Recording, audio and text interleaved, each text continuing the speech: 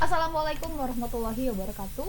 Halo Tribuners, selamat sore Medan. Ketemu Selamat lagi sore Medan. dengan aku Risha. Dengan aku Tria. Di Selamat Sore Medan, seperti biasa kita sudah punya berita yang siap dibagikan untuk Tribuners sekalian. Oke, Hot kali nih hari ini. hot. Apanya nih yang hot? lah, beritanya. Oh, beritanya. hot. Kirain udaranya hot. Hot. Udaranya juga sih, tapi tadi ada hujan juga ya. Nah, jadi Tribuners ya, ini di berita pertama ini ada apa nih Kak Tria? Berita pertama ini ada Kabid SD Dinas Pendidikan Langkat Muhammad Ridwan akhirnya dibebas tugaskan oleh pemerintah Wow. Kabupaten Langkat. Hal ini dikarenakan Ridwan terjaring dalam razia diskotik Blue Star yang dilakukan oleh Polres Binjai pada Selasa 2 April 2024 dini hari. Bahkan disebut-sebut Kabid SD ini sesuai hasil tes urinnya dikabarkan positif narkoba. Oke. Masih merajalela ya narkoba Narkoba ini, aja. oke. Lanjut Faisal, saat itu Pemkab Langkat telah bersurat dengan Polres Binjai soal penanganan kasus yang dialami Muhammad Ridwan. Disinggung soal Muhammad Ridwan dikabarkan positif narkoba. Faisal tak mengamininya. Dikabarkan sebelumnya Kepala Bidang Kabid SD Dinas Pendidikan Langkat Muhammad Ridwan dikabarkan terjaring dalam razia diskotik Blue Star yang dilakukan oleh Polres Binjai. Jadi hal ini Oke. dibenarkan oleh salah satu pegawai di lingkungan pemerintah Kabupaten Langkat saat dikonfirmasi. Jadi memang belakangan ini viral kalau ada penjaringan di diskotek ya Kak. Iya. Nah ternyata ini ada Kabid SD Dinas Pendidikan Langkat pula nih yang terjaring kayak gitu ya. Nah akhirnya dia dibebas tugaskan. Oke, untuk informasi lebih lanjut sebelum kita ke reporter di lapangan, kita ada video nih Tribuners. Kita saksikan dulu video yang berikut ini. Di sini kami sebagai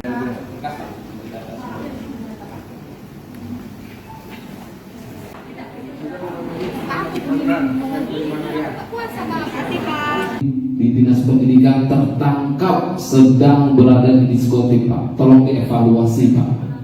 Di bulan Ramadan. Jadi tolong Pak, Bapak selaku pimpinan Kait Kabid SD Pak yang diamankan di Blue Star itu bagaimana Pak? Terima kasih. Kita ada aturan yang mengatur kita Perpres 74 ya? Perpres 94 Perpres ya? Nah, Perpres 94 di pasal 31 ya? Nah, pasal 31 ini karena sudah ditangani ya, kita pun informasi awal hari ini masih melalui media sosial. Jadi untuk memudahkan proses penanganan prosesnya, yang bersangkutan kita bebas tugaskan dulu dari tugas-tugasnya. Ya, Pak, sampai detik ini masih di Polres Langkat, Polres Binjai Pak? Ini kita sedang bersurat Ya. ke Binjai. Ya Pak, ini Dipecat atau di apa Pak? Diberhentikan sementara atau gimana Pak? dari Dipecat dari jabatan. dari jabatannya dibebas tugaskan Ya. sementara. Pak ini informasi yang kita peroleh Pak, baru saja kita dapat kabar bahwasanya beliau tuh positif urinnya narkoba Pak. Itu bagaimana Pak? Kita belum mendapat informasi. Nah, ini kita akan bersurat resmi ke Polresta Binjai. Oke. Insya Allah di dalam waktu dekat kita sampaikan secara resmi. Ya, itu dia ya. Untuk informasi lebih lengkapnya lagi, kita sudah terhubung bersama reporter kita di lapangan. Ada Bang Anil. Halo Bang Anil, selamat sore. Assalamualaikum Bang Anil. Waalaikumsalam Tria dan Kak Ica. Puasa hari ini Bang? Puasa alhamdulillah. Alhamdulillah nampak lancar sih ya. lemes, Nah, lemes ya, auranya abang beda kita. ya. Iya. Oke, Bang Anil itu tadi mau wawancarai PJ Bupati Langkat ya, Pak Faisal ya? Iya. Itu dalam Ya, acara benar. apa tuh Bang?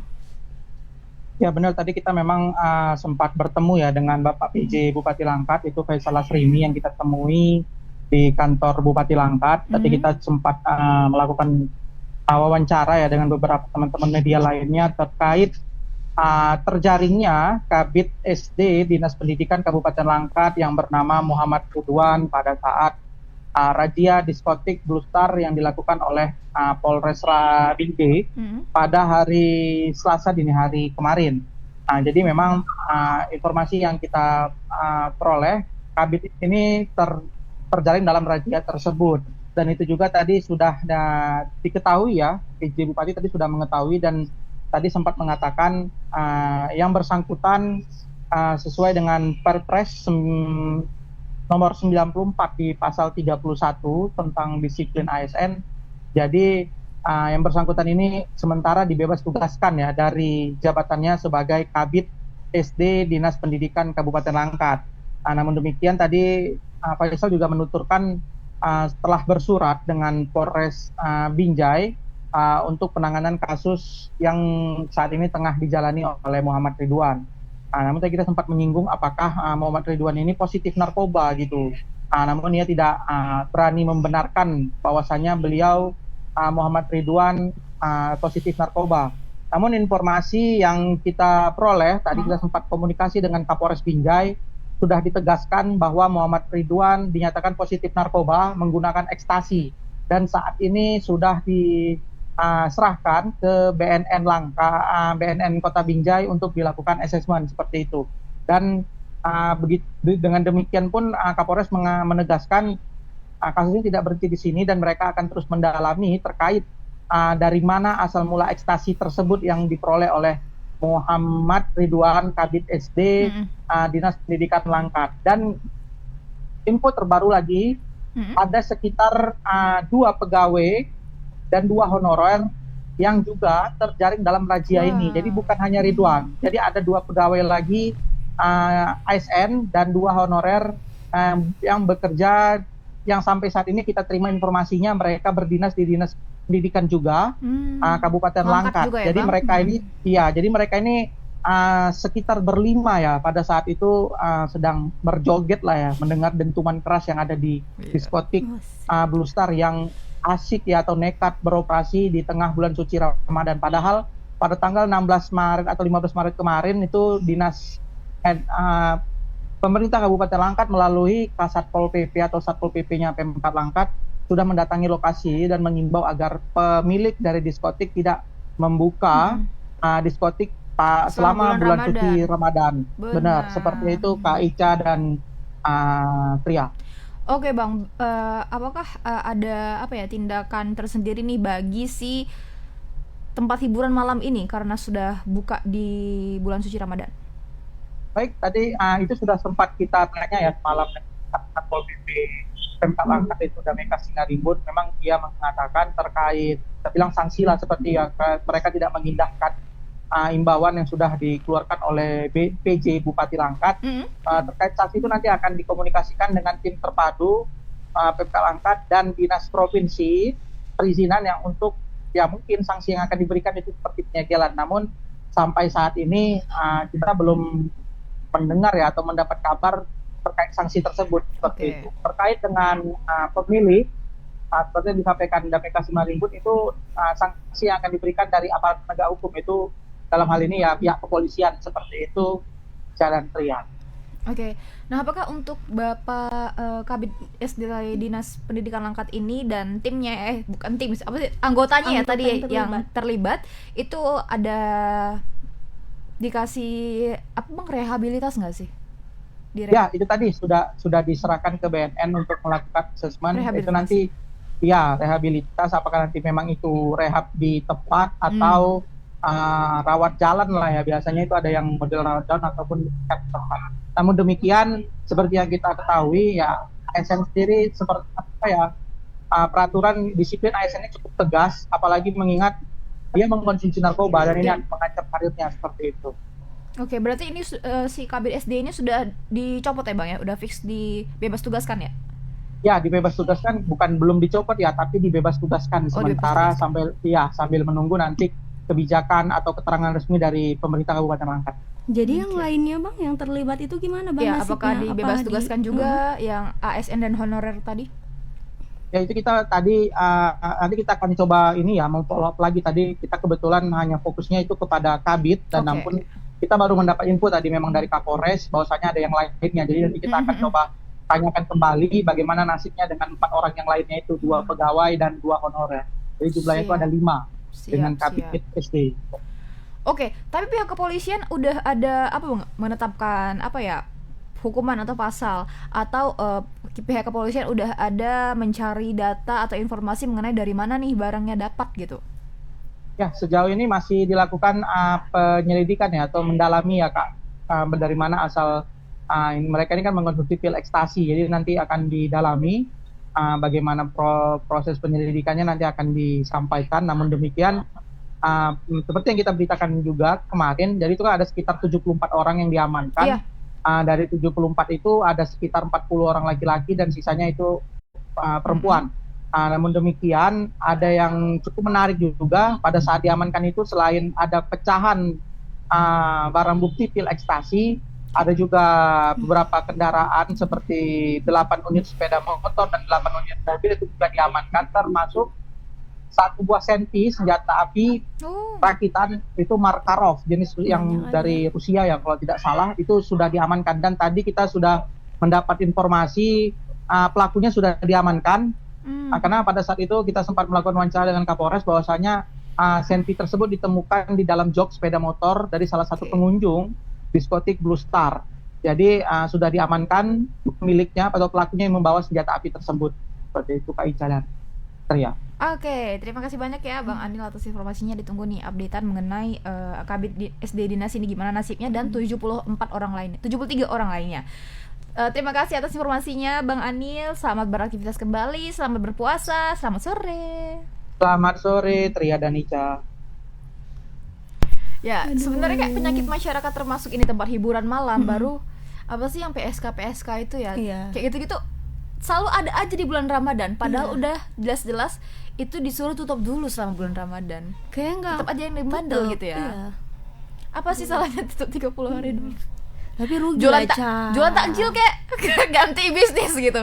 Kan agak berat kalau buat takjil. Susah ya? Oh, berarti kalau buka-buka berat. karaoke gitu lebih gampang. Lebih gampang. Dan Sulit gitu. laris kan. Oh, laris ya. Ini lagi pelanggannya pun ini ada aja yang gitu. Ibadah, bulan Ramadan ibadah, banyak ibadah. Oke lah. Ya, ini kita move ke berita kedua. Ini ada yang menggemparkan kota Medan. Karena katanya tuh yang parkir liar itu nggak ada lagi gitu ya, sudah tidak diberlakukan. Nah jadi ini Pemko Medan menerapkan aturan gratis biaya parkir di ruas jalan yang tidak diterapkan elektronik parkir atau e-parking. Aturan ini mulai berlaku sejak Selasa semalam kemarin 2 April. Nah amatan Tribun Medan nih pada Rabu 3 April hari ini, misalnya di ruas Jalan Abdullah Lubis, DI Panjaitan, Jamin Ginting, Dr. Mansur, Siditiro, Balai Kota, Gatot Subroto, Petisa, dan Adam Malik, masih banyak juru parkir atau jukir yang meminta pengendara untuk membayar parkir. Nah, selain itu, di beberapa tempat yang menerapkan aturan e-parking, masih banyak jukir yang tidak membawa alat elektronik untuk pembayaran. Semua masih dilakukan pembayaran secara manual. Nah, kemudian juga nih, tidak ada satu petugas dinas perhubungan, gak ada satupun nih yang memantau terkait aturan yang baru nih. Harusnya kalau aturan baru gini dipantau ya. Bahkan untuk area pajak USU atau Pajus ya Tribuners ya, di Jalan Jamin Ginting tuh pengendara diberikan karcis dan pengendara roda 2 harus membayar sebesar Rp3.000. Menurut pengendara yang sedang melintas di Jalan Jamin Ginting, Suwarno nih mengaku ia hendak mengantar sang istri berbelanja di Pajus. Namun setelah dirinya memarkirkan kendaraan, Suwarno langsung diberikan sebuah karcis dan wajib membayar Rp3.000. Ini cari aman nih jukirnya nih. Suwarno juga mengaku belum mengetahui adanya aturan baru untuk tidak membayar parkir selain di lokasi e-parking. Nggak tahu nih, berarti kita harus mensosialisasi ya Kak ya, mengenai ini, karena juga banyak yang nggak tahu. Terus harusnya kayak yang sama jukir-jukirnya juga dikasih tahu dong. Kadang mereka ngotot ya kan. Kita nggak mau bayar, mereka ngotot, begadol lah di situ. Bentar aja pun. Iya, bentar aja pun kadang ke Indomaret, gitu kan, ke minimarket. Padahal udah jelas di Indomaret tidak ada parkir. Tapi tiba-tiba dia nongol. Narik kereta, Pak. Narik kereta. Tiba-tiba ditarik keretanya. Nah, menurut Pak Suwarno tadi ya. Menurut Pak Suwarno, penerapan tidak membayar parkir selain di area e-parking cukup bagus katanya. Hanya saja menyulitkan masyarakat jika harus menggunakan pembayaran non tunai. Oh, mungkin kalau ada yang orang-orang tua nggak terlalu e-parking itu bayarnya pakai apa? Kris gitu. Dia kan ini aplikasi e-parking. Berarti kita harus isi saldo gitu ya. Oh, begitu. Ya, saya juga tidak pernah memakainya. Tribuners, Kakak pakai? Enggak ya. Kakak juga jarang bawa motor ya. Nah, hal senada juga diungkapkan Irna, pengendara roda 4 yang melintas di Jalan Abdullah Lubis. Dikatakannya dirinya belum mengetahui bayar parkir hanya boleh dilakukan di tempat e-parking. Nah, jadi masih ini beberapa sampel yang diambil sama reporter kita masih belum pada tahu ya kalau udah dibebaskan. Jadi mungkin sosialisasinya ya nih Bapak Pemko ya, Bapak Wali Kota kita Pak Bobi, mungkin sosialisasinya tuh lebih gencar lagi biar semua masyarakat dan jukir-jukirnya juga tahu.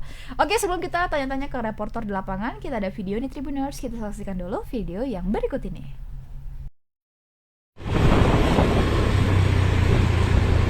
Tanya orang ini ya.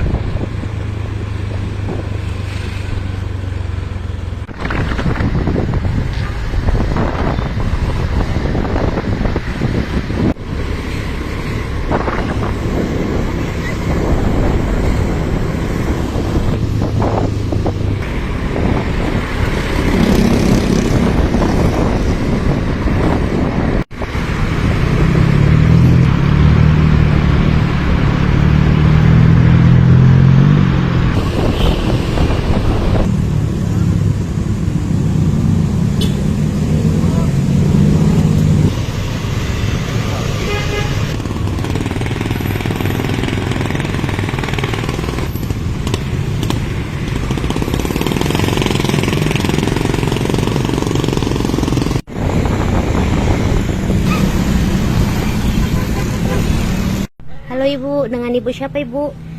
Ibu Irna. Oke, Ibu tadi bayar parkir ya tadi ya? Iya, Bayar parkir berapa tadi Bu? bayar parkir 5.000. Tahu nggak Ibu tadi kalau sekarang ini udah tidak ada lagi biaya parkir untuk selain di e-parking Bu? Belum tahu saya kalau ada gratis parkir sekarang. Jadi gimana Bu tanggapan kita Bu?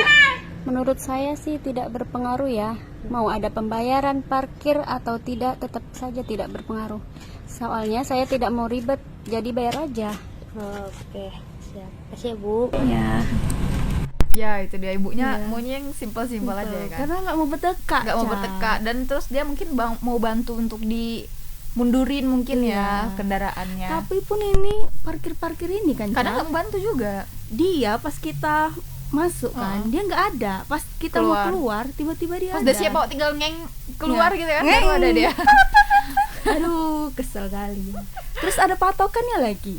Iya, kayak tadi 3.000. 3.000. Terus kalau kurang lah Kak. Iya. Kamar mandi aja pakai uang juga Kak, 2.000. Aduh. Kamar mandi 2.000 Kak, katanya kan. Aduh. Oke, Tribuners, itu kita sudah terhubung bersama reporter parkir kita. Ada Kak Anissa. Halo Kak Anissa, selamat sore. Assalamualaikum Kak Anissa. Cerah kali hari ini.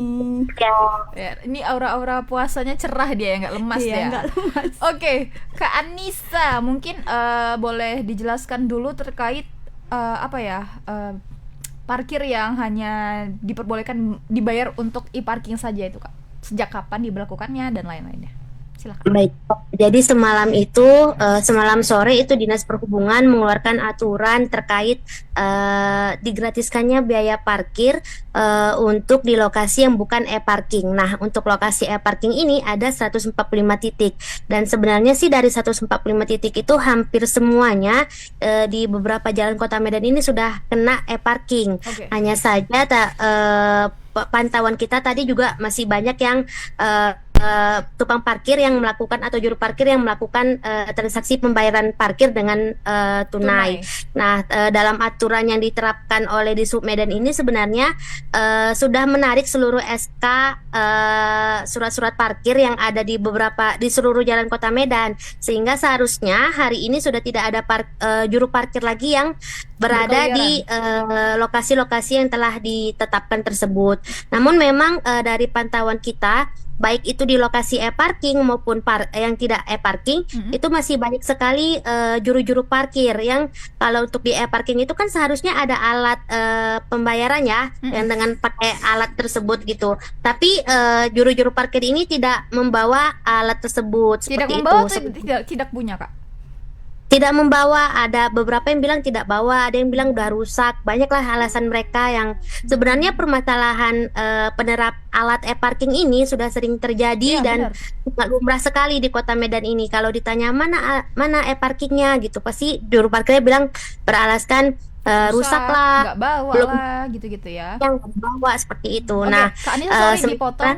Kak Anissa, alat untuk e-parking bagi si para juru parkir ini itu disediakan oleh Pemko Medan kah?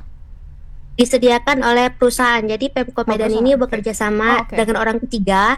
Jadi orang ketiga inilah yang mengurus juru-juru parkir yang ada di Kota Medan ini. Nah, nanti alatnya diberikan sama juru-juru parkir ini. Cuman setelah diberikan itu, kadang juru parkirnya yang nakal, tidak membawa, terus tidak dicas dan lain sebagainya seperti itu, Ca. Nah, tadi juga terkait aturan ini, pantauan kita itu di beberapa ruas jalannya seperti Jamin Ginting, Abdullah Lubis, dan beberapa ruas jalan kita pantau tadi, memang masih banyak juru parkir yang bertebaran di mana-mana dan meminta untuk membayar. Seperti salah satu warga yang kita wawancara tadi itu di Jalan Abdullah Lubis. Sebenarnya dia mau melaksanakan sholat di Masjid Al Jihad, cuman karena parkir penuh, jadi dia memarkirkan di luar area masjid. Nah, di luar area masjid itu sudah ada beberapa juru parkir yang di sana dan menggunakan bed parkir seperti dia juru parkir resmi lah seperti itu. Cuman pas kita tanya, juru parkirnya memang mengaku belum mengetahui adanya aturan tersebut. Menurut juru parkir ini seharusnya kalaupun memang mau diterapkan seperti itu, harusnya keseluruhan diterapkan e-parking, bukan hanya beberapa ruas jalan saja seperti itu. Nah, sebenarnya dia tetap, kalau dari wawancara tadi juga juru parkir ini tetap ngotot pengen untuk tetap tunai saja. Iya, melakukan juru parkir ini karena belum ada larangan baik dari camat, lurah ataupun Pemkot Medan setempat seperti itu. Berarti memang sosialisasi untuk para jukir, untuk mereka harus membawa alat e-parking, dan juga sosialisasi kepada masyarakat kalau misalnya jukir liar itu sudah tidak diberlakukan, itu harus lebih gencar ya, Kak? Iya, sebenarnya juga penetapan gratis bayar parkir ini juga kita awak media juga sedikit kaget karena memang waktu sore-sore langsung diumumkan seperti itu. Nah, kalau alasan dari Dinas Perhubungan kemarin itu untuk meningkatkan PAD Kota Medan, karena saat ini untuk PAD Kota Medan untuk bagian perparkiran itu masih cukup jauh seperti itu. Oke, nah apa upaya yang dilakukan dari pihak Dinas Perhubungan maupun Pemkot Medan untuk mensosialisasikan hal ini, Kak? Apakah alat e-parking tadi diperbanyak agar masyarakat lebih mudah, atau gimana nih cara biar masyarakat bisa tahu nih kalau udah ada aturan baru? Nah, kita juga tadi kan karena itu kemarin wawancaranya cukup singkat ya, karena mendadak juga meriliskan itu, jadi kita konfirmasi ulang hari ini Dinas Perhubungan, baik itu kabitnya maupun kepala Dinas Perhubungan juga tidak bisa dihubungi. Sementara kalau kabitnya hanya memberikan nama-nama 145 ruas jalan yang telah melakukan e-parking seperti itu. Jadi gimana tuh Kak Nisa, kalau misalnya kita kan parkir di situ, tiba-tiba jukirnya minta secara terus kita harus gimana nih yang harus kita kalau lakuin? dari arahan kita dari screenshot kah berita Kak Nisa tuh kita tunjukin sama bapak parkirnya? Arahan dari Dinas Perhubungan tadi, kalau kita diminta bayar gitu, kalau dia misalnya di tempat e-parking, videokan aja apakah dia membawa alat e-parking atau tidak seperti itu. Tapi kalau dia bukan di tempat tempat e-parking, itu silahkan videokan dan bilang aja nggak mau bayar gitu. Harus berani sih, memang harus berani bilang. Melawan bapak-bapak parkirin, tapi kadang nggak tega, tapi kadang kesal juga ya. Nurut juga nih. Oke, Kak Anissa mungkin boleh diberitahukan kepada Tribuners gimana nih kok kita membayar parking menggunakan e-parking? Oke, jadi nanti tukang parkirnya ini akan membawa alat semacam kayak gesek bank itu loh, yang kayak yang ATM online tuh, yang pokoknya dia bawa alat nanti di situ. Nah, teman-teman Tribuners cuman perlu buka aplikasi M-Banking atau OVO ataupun GoPay ataupun OVO, GoPay, M-Banking dan gitu atau sejenisnya lah. Nanti itu ya mereka minta tunjukkan barcode, nanti di scan seperti itu, kayak kris saja, kris gimana kris gitu aja ya. Ya. Oke, nah untuk tarif gitu Kak, apakah gimana nih pengaturan tarif e-parkingnya?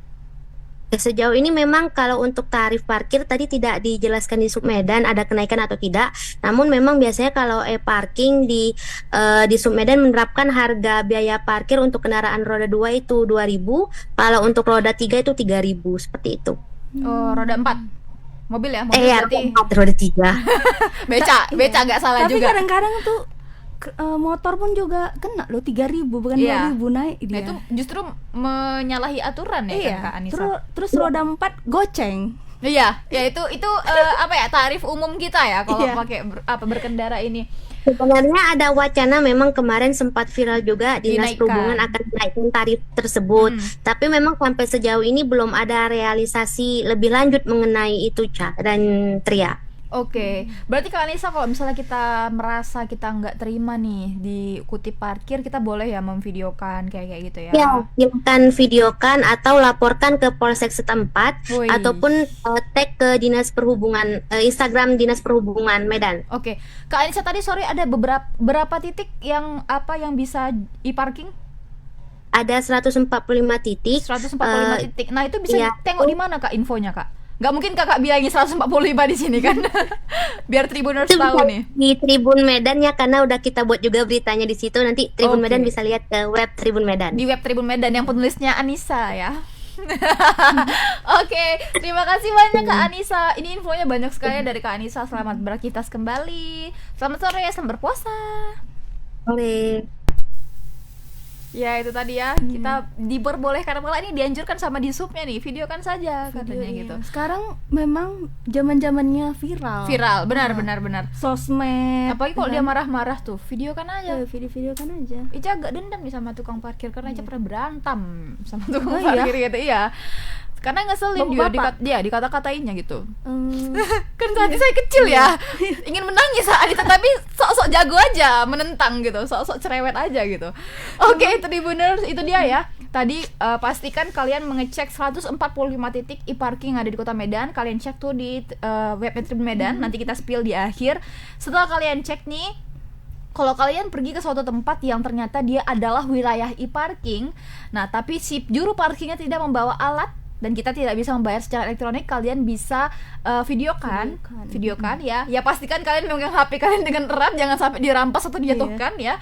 Kalian videokan dan itu nanti upload atau tag ke Dishub ya, ke Dishub, nanti bisa ditindaklanjuti. Ataupun kalau misalnya kalian mengunjungi area yang tidak memberlakukan e-parking, kalian juga bisa memvideokan nih. Kalau misalnya diminta jukir liarnya, kalian videokan, nanti kalian lapor juga ke Dishub. Atau kalian juga bisa laporin ke Polres tadi kata Kak Anissa ya.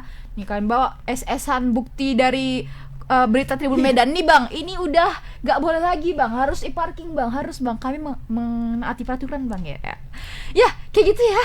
Oke, ini di berita kedua kita udah ke e-parkingan, dan yang terakhir ini ada anak yang nekat membunuh ibu kandungnya ya Kak. Nah jadi ini ada seorang pria bernama Wem Pratama, masih 33 tahun, masih muda ya, nekat membunuh ibu kandungnya Megawati berusia 56 tahun karena diduga kesal lantaran sering dimarahi sang ibu. Wah, ini mama marah itu karena sayang Cok, bukan untuk dibunuh. Nah kejadian itu terjadi di kediamannya yang terletak di Jalan Tuba 3, Kecamatan Medan Denai. Menurut Kepling 13, Tegal Sari Mandala 2, Maya Saputra, awalnya ia mengetahui adanya kejadian pembunuhan itu pada Rabu hari ini, dini hari itu. Dikatakannya setelah mendapatkan informasi tersebut, ia dan warga lainnya langsung mendatangi rumah itu.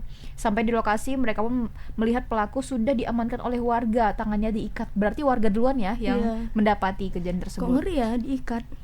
Ya karena mungkin dia takut lari atau gimana, kan dia udah membunuh Kak. Nah terus dijelaskan saat itu ia sempat menginterogasi dan menanyakan apa penyebab pelaku ini tega membunuh ibu kandungnya. Nah pengakuannya itu dia depresi dan sudah tidak ada lagi rasa kasihan sama ibunya. Ada ya rupanya anak kayak gini ya. Menurut Pak Kepling tadi, berdasarkan keterangan pelaku, korban itu dibunuh pada Senin 1 April 2024 sore. Nah saat itu ibunya baru saja pulang bekerja. Setibanya di rumah, pelaku langsung memukul korban hingga tergeletak. Setelah tergeletak, pelaku pun langsung mengambil pisau cutter, ya pakai cutter, dan langsung menyayat tangan ibunya. Nggak sanggup ya bacanya. Nanti jelasin aja sama reporter. Tapi sebelum itu kita saksikan dulu video yang berikut ini. Di dekat sungai Bapak masuk. Nah, terus saja dekat kuburan. Bapaknya di kuburnya, di tangannya. Ini pelakunya. Ya. Halo. Tadi mau dibawa kemana? Polisi? Enggak, di kuburannya yang ditanam namanya. Jadi gini, ini bang. Terus aku udah nggak bisa menahan lagi. Aku ceritakan sama mantan istriku kan. Aku ceritakan semuanya. Aku ceritakan ke mama juga. Udahlah, aku udah gitu.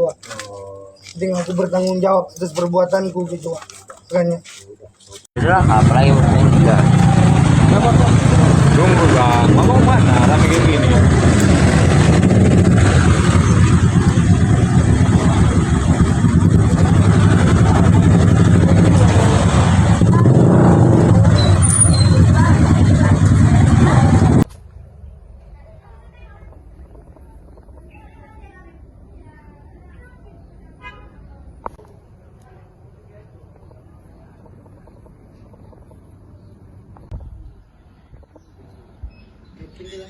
Pak Kep, itu gimana Pak ceritanya ada warga kita yang meninggal itu ya?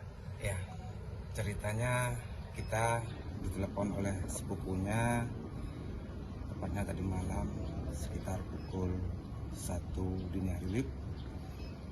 Kebetulan saya dan teman lagi bertugas posko Kantibum di kantor Kelurahan Pasar Mandala 2, Kecamatan Mandala. Dengar berita tersebut dari sepupu tersangka, kami bergegas menuju ke TKP tempat terjadinya perkara. Setibanya kami di TKP, kami melihat si pelaku telah diamankan oleh warga dengan tahanan terikat, dan saya juga sempat menginterogasi si pelaku. Saya menanyakan kepada beliau, kenapa Wen ini kau bunuh mamahmu? Gak ada Maicang, dia kan karena udah akrab sama saya, panggilan saya sehari-hari ini kan orang manggil mama, Maicang, mama saya betul Maisal, jadi Cang-Cang gitu, Maicang. Saya tanya, depresi aja kok Maicang. Jadi nggak ada rasa kasihan kau nih, kalau kayak gitu kok, tega kali kok.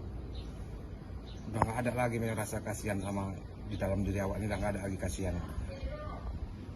Jadi kapan lah kau tuh kira-kira bunuh mama? Tanggal 1 Maicang. Tanggal 1 tepatnya di hari Senin itu. Iya, jam-jam berapa? Jam-jam sekitar itu jam 2, jam 3-an lah. Jadi mama kau apain? Mama pulang kerja langsung masuk rumah, langsung kutumbuk kaki tangan, jatuh mama, masih bergerak. Aku panik, ambil bapak pisau karter di dekat kulkas, ambil ku gorok. Apanya bang? Tangan. Tengoknya masih bergerak. Panik mungkin dihantam ke leher. Disitulah mungkin udah nggak berdaya si ibu tadi, si korban tadi. Nah itu kayaknya Bapak Kepingnya diwawancarai di depan rumah, di depan tempat kejadian ya Kak ya, TKP ya. Iya. Rumah ungu tadi. Ih, ngeri kali. Dia katanya depresi, jadi dia nggak ada rasa kasihan. Nggak kayak gitu. Mukanya. Memang kau psikopat aja, Cok. Oke Malah ya. Keplingnya ya yang sedih kali. Iya, tadi kata Adria gitu, Tribuners. Pelakunya mukanya selalu aja, Kepling yang sedih katanya. Oke, ya. Biar dijelasin lah ya, ini kronologisnya. Ini kita sudah terhubung bersama reporter di lapangan, ada Bang Alfiansyah. Halo Bang Alfiansyah, selamat sore. Ya, halo, selamat sore, Ca dan Tria. Oke, airport baru kayaknya Bang, nggak? Oh enggak, pakai kabel deh sekarang. Oh iya. Hilang airportnya. Oh iya. Okay. Loh, Ica kok tahu? Semalam baru SSM. Iya. Oke, Bang Alfiansyah, boleh dijelasin Bang terkait kronologi nih, anak bunuh ibu kandung. Ya, baik Catria dan juga Tribuners.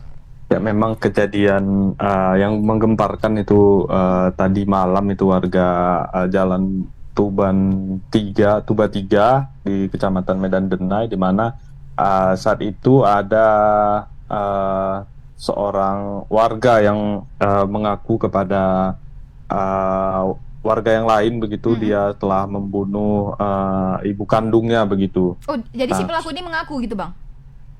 Iya, awal sama terungkapnya warga yang karena lain.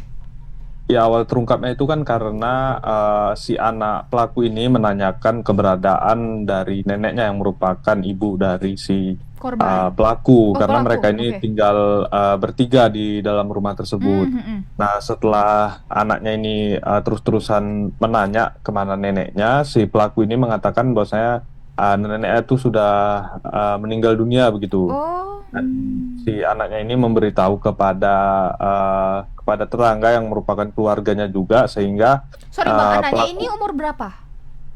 sekitar 4 tahun Ih, gitu. masih kecil.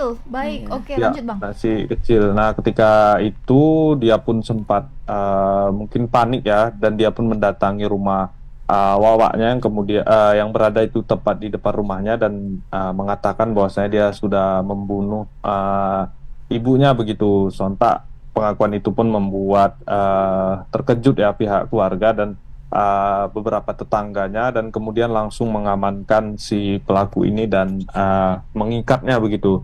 Nah, kemudian kejadian itu dilaporkan kepada Kepling setempat, tepatnya itu di sekitar jam setengah satu, antara jam setengah satu dan jam 1 dini hari, dan Kepling pun langsung mendatangi lokasi kejadian, dan di sana memang pengakuan dari Kepling itu dia melihat si pelaku ini sudah tangannya itu sudah diikat begitu. Nah, Kepling sempat menginterogasi si pelaku ini mengapa tega membunuh dari ibunya, dan si pelaku ini mengaku dia ini kesal terhadap ibunya karena sering dimarah begitu. Dia pun mengaku depresi, ditambah lagi dia ini juga baru bercerai dengan istrinya begitu, dan dia ini sering dimarah-marah oleh ibunya di rumah, sehingga muncullah dia niat dia ini untuk membunuh si Ibu ibunya. kandungnya.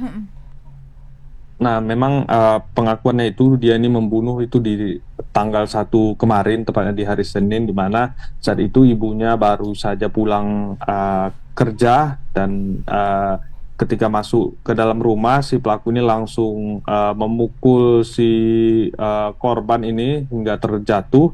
Nah, setelah terjatuh dia mengambil pisau cutter dan menyayat bagian nadinya di pergelangan tangan. Nah, saat itu pengakuannya si korban ini masih dalam keadaan hidup begitu. Dia pun kemudian langsung kembali menggorok leher dari si ibunya.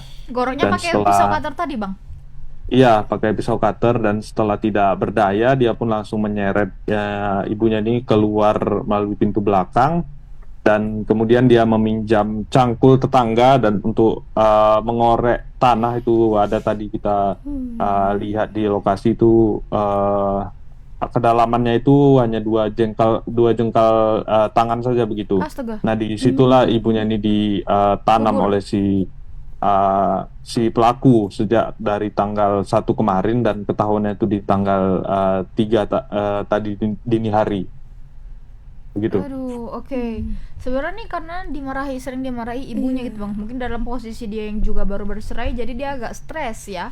Tapi bang, pada saat kejadian itu si korban ini apa nggak berteriak gitu bang? Apa nggak ada tetangga yang melihat, atau karena itu dini hari gitu bang?